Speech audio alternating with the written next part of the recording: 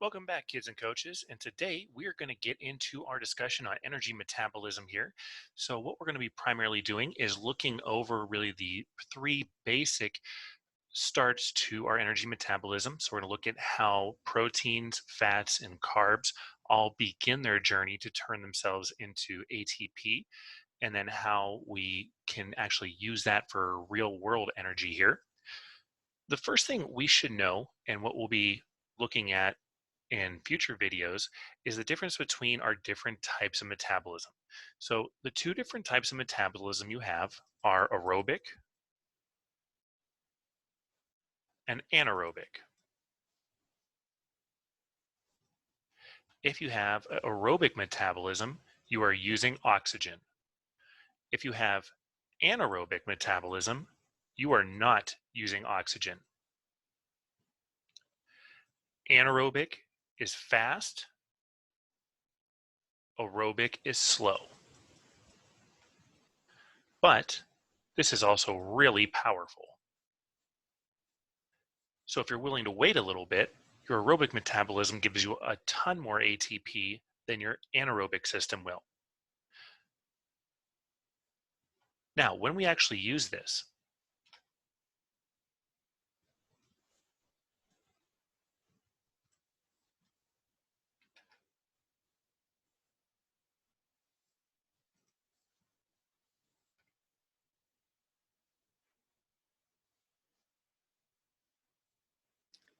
as time goes, our aerobic system is used almost exclusively when you get to about 2 hours. So about 120 minutes of total time of exercise, you're going to be using primarily just your aerobic system. Now, my anaerobic system is going to be the very first system I use. And this works in the opposite fashion. So your aerobic and anaerobic systems are inversely related. The shorter amount of time or the higher the intensity that you go with exercise, the more anaerobic you're going to be using. The lower the intensity of the exercise or the longer the duration of the exercise, the more aerobic metabolism you're going to be using. So let's get right into it here. When we talk about metabolism, all we're talking about here is just how we change our different chemicals within the body to help us overall sustain life. You have two types of metabolism. You have anabolic or catabolic. When you have an anabolic reaction, you're building something up. If you have a catabolic reaction, you are breaking something down. Anything that is catabolic is going to give you ATP. ATP, or adenosine triphosphate, is our body's energy currency. That is the energy you have to use. You cannot use anything else for energy except ATP. When you have an anabolic reaction, you are losing or using ATP. So you need to break things down to give you energy. You build things up to cost you energy.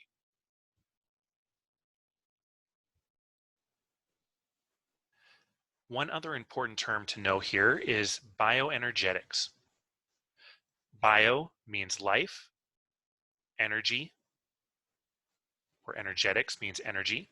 So all bioenergetics means is really the flow of energy through our living systems. You need to remember bioenergetics, or need to have an understanding of bioenergetics, if you want to have a full appreciation of all of our metabolic pathways. The three substrates we're going to look at. So substrate is the energy source, and that's going to be either carbs, fats, or proteins. They each have their different pathways to give us energy overall. When we break down carbs, we call that glycolysis. When we break down fats, we call that lipolysis and beta oxidation. And then when we break down proteins, we call that proteolysis or deamination. Now, when we look to break these things down, we have to look at how everything is sorted here. If you ever see this term or the suffix lysis, lysis means you are breaking something down.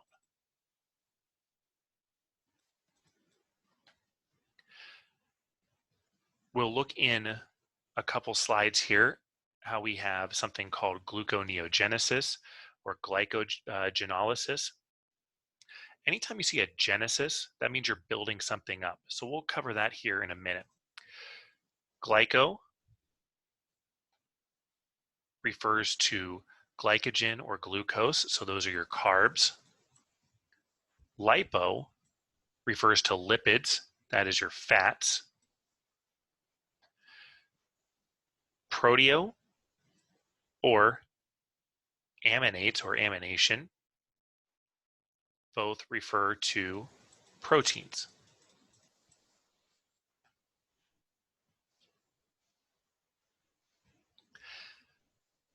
And then one last thing to kind of note is that whenever you are doing some sort of metabolism, typically you are doing this inside of the mitochondria of your cells. So you're not just having this occur, or metabolism doesn't just occur in one single area of the body, but it happens in all of our cells inside the mitochondria.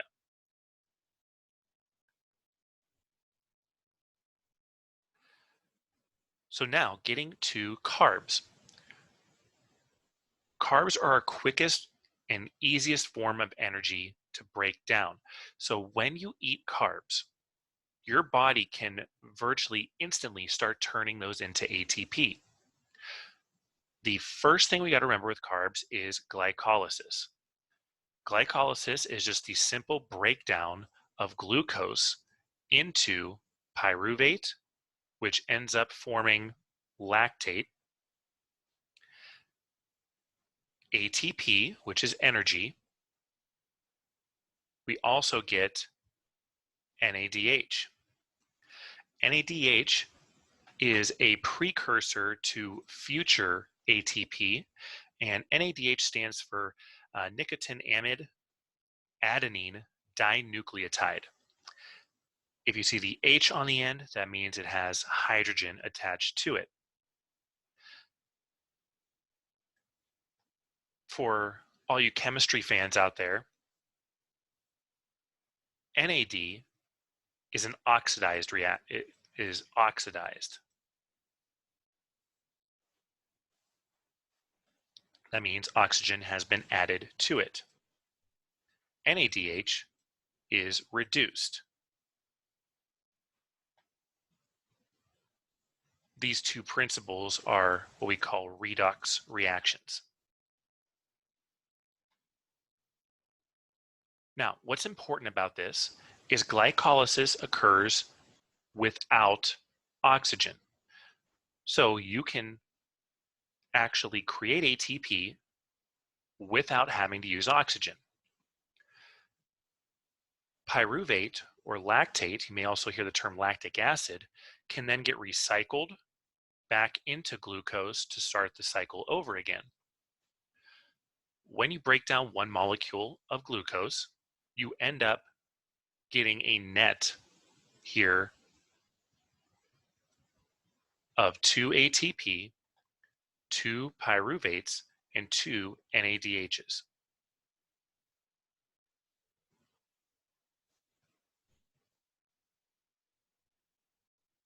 Like I said a little bit earlier, you have this process called gluconeogenesis.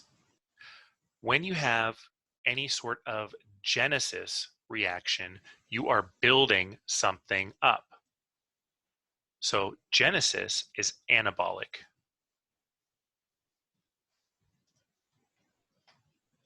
Lysis is catabolic. When you go through the process of gluconeogenesis, all you're doing is you're taking this pyruvate or lactate, and then you are going to turn that back into glucose. Now, granted, that's pretty much an oversimplification of it, but it gives you an idea of just what happens when that actually occurs. Now, there's a few different cycles that occur during our overall metabolic pathways. The first one we should know about is the Cori cycle. So the Cori cycle is an anabolic pathway. This is what explains how we take this lactate and we turn that into glycogen. So when we looked at the last slide, we saw gluconeogenesis was creating glucose. That happens at this point here. We're creating glucose. The Cori cycle then takes this back one step further, where we turn glucose into glycogen. You can do this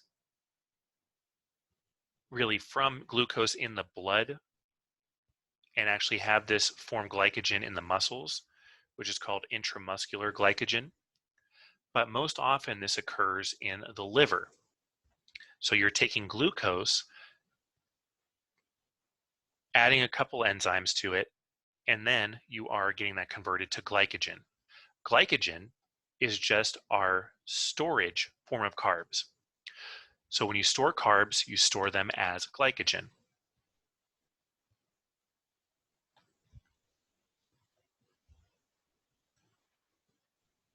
When you create glycogen, it goes through the process called glycogenesis. So all you're doing is combining glucose together to make glycogen. And then glycogenolysis is just breaking down glycogen into glucose. Now, when we get into fats, fats have to use oxygen. Fats actually are going to be broken down in two steps. When you break down fats, what you're doing is you're starting with adipose tissue. That's your storage fat. So that's like your beer gut there.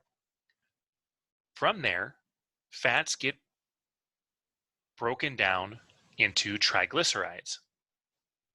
Triglycerides will then go through lipolysis, so the breakdown of these fats, and form fatty acids.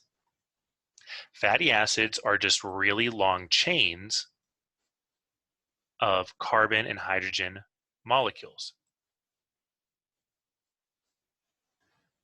So all that is carbon and hydrogen forming a chain. This all occurs in your adipose tissue. So this is happening in your actual storage fat. So in your gut, like your beer gut, this is where that's occurring. Now, once you break down triglycerides into fatty acids, now you transport those fatty acids into your bloodstream. From there, the fatty acids go from the blood to your muscles, and from your muscles, you go through this process called beta oxidation. Beta oxidation just means that, in short, you add oxygen to fats and you get acetyl-CoA. Acetyl-CoA is going to be really important because this is what leads us into our Krebs cycle or our citric acid cycle. While we'll cover that in a different presentation here, it's good to know that the only substrate that's going to give us immediate ATP is going to be carbs. You don't get ATP from fats or from proteins unless you go through the citric acid cycle and eventually the electron transport chain.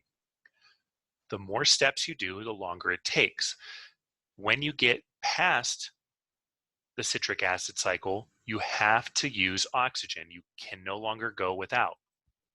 When you use oxygen, you get a lot more ATP, but you also burn a lot more time. And then for proteins, you don't want to break down proteins for energy. Roughly 1 to 10% of all of your ATP production comes from proteins. The less you have to use for ATP production, the better, because you want to use proteins primarily for tissue repair. When you break down proteins, you go through this process of proteolysis. So that's your step one. Proteolysis just breaks down proteins into amino acids. When you do this, you can use that for different kind of processes in the body. When it goes to using these for then ATP or energy production, you go through the second process of amino acid catabolism or deamination. That is where you break down your amino acids into ATP. Now, again, you're not going to get ATP directly from the amino acids. What you're going to get is acetyl-CoA. Acetyl-CoA goes to the TCA cycle, which is the tricarboxylic acid cycle. You may see that as the citric acid cycle or the Krebs cycle, but that's your intermediary before you start getting more ATP. A couple other things to note here is we have this thing called the urea cycle. When you break down proteins, you get this thing called NH3. For you non-chemists out there, NH3 is ammonia.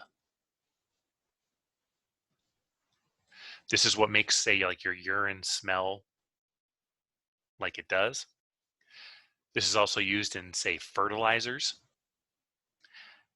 Needless to say, it's toxic in the body. Our body does not like ammonia. So what we do is we take the ammonia and we break it down.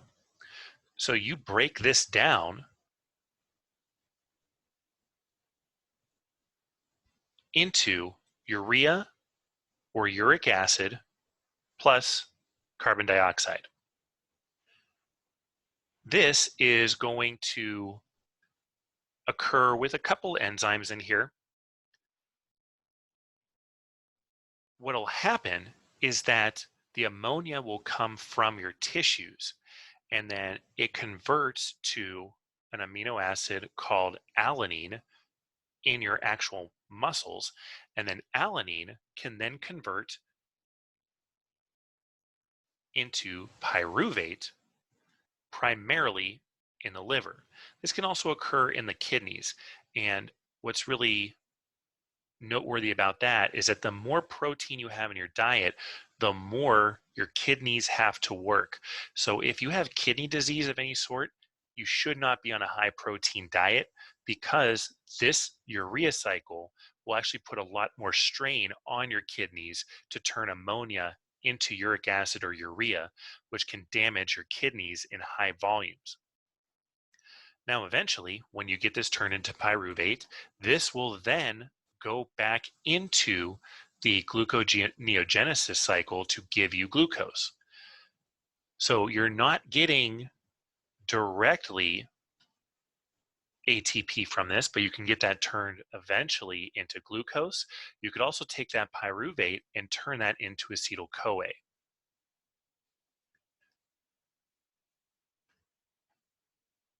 So that is your breakdown there of our three basic energy systems.